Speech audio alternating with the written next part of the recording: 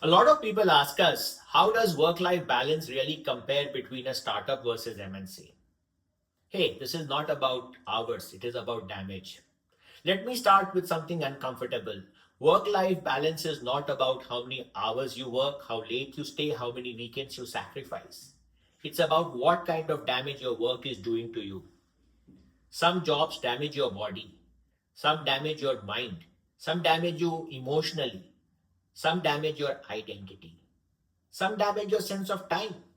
And most people don't even realize the damage until it is already very, very deep. When people ask us about comparing work life balance between MNC and startup, they think they're asking us which is more relaxed, which is more chill. Where do I have to spend fewer hours? Where will I have more time to spend with my family? And where their work is very flexible.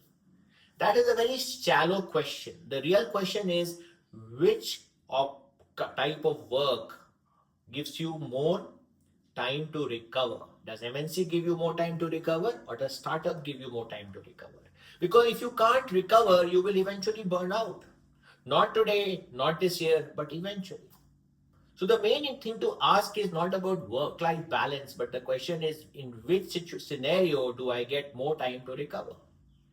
See, there are two lies. The first lie is that startups make us work long hours, and the second lie is that the MNCs have a relaxed life.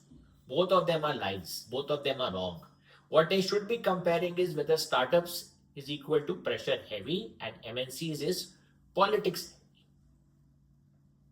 Different types of stress between pressure heavy and politics heavy. Different type of damage you go through in both the systems, startup versus MNCs. Then there are two kinds of burnout. Startup burnout is about intensity burnout. This feels like you're always on, you're always thinking, you're always pivoting. You're trying to stay ahead of the competition. Even in your free time, as you're watching a movie, you're checking on your laptop who has done what today and what will tomorrow look like. See, your body never tends to relax, and that's very important. The MNC burnout is about erosion burnout, and this feels like slowly losing energy, slowly losing meaning, agency.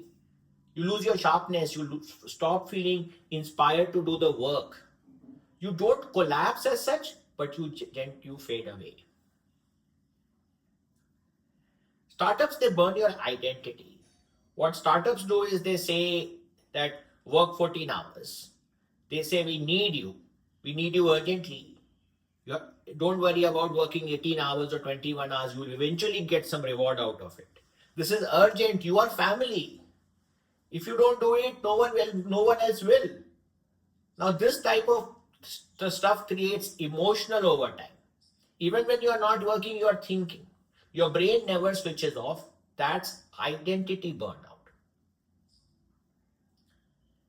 Whereas MNCs, they lead to agency burnout. See, MNCs usually don't ask you to stay late openly, but they schedule meetings over your time.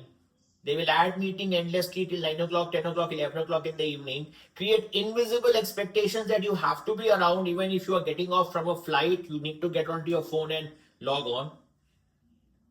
They reward availability. So you may leave office at 6 p.m. and go home, but you don't feel free. Your mind is still at work, and that is what is known as agency burnout. So startups is about identity burnout. MNC is about agency burnout. And then there is this invisible overtime, and this is the real villain. Most burnout is not caused by visible work, it's caused by invisible labor. In startup, invisible overtime means Slack messages at midnight, thinking about problems while trying to sleep, feeling guilty for resting. I'm feeling very bad that I'm resting today. Emotional ownership and anxiety loops. What will happen tomorrow? Will I have my job? Will the funding come? Or will I be laid off? You are never fully off. You're not feeling relaxed. In the MNC world, invisible overtime looks like calendar creep. One meeting after the other. Time zones juggling between UK, India, and US. Performance signaling. You have to tell everybody you're around, you can be seen.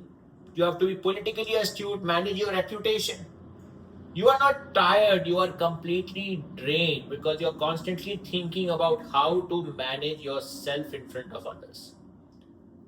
Work life balance is not about hours, it is about control. Ask yourself, can I say no? Can I just slow down and not do this work in one day but do it in 1 week? Can I just take a real break and relax and not think about work? Can I disconnect without guilt? Can I choose with what intensity I want to work? If you can't, you don't have balance. You have endurance. You're a marathon runner, you are enduring it, but marathon runners also need a break. See, what happens is with startups, it feels flexible. What startups will say to you, work anytime. What they mean is work all the time. Anytime is equal to all the time. There are no boundaries, there is no recovery time. So why do MNCs feel stable but they are not? Because MNCs say work 9 to 5. So psychologically it feels you have to only work from 9 to 5, but what they actually mean is be available whenever we need you. Stability does not mean that you can rest aram se. Then there's an age factor and the stage of your career, and both of this matters a lot. See, at 22 pressure feels exciting. You call it grind. Your body recovers fast, you feel alive. Then at 28, pressure becomes expensive. You start feeling tired. You start missing having a life beyond work. You start questioning what is the earth, the career purpose of my life. That's why we made Career Earth. At 35, pressure becomes identity threatening. You don't just feel tired, you feel like you're losing yourself.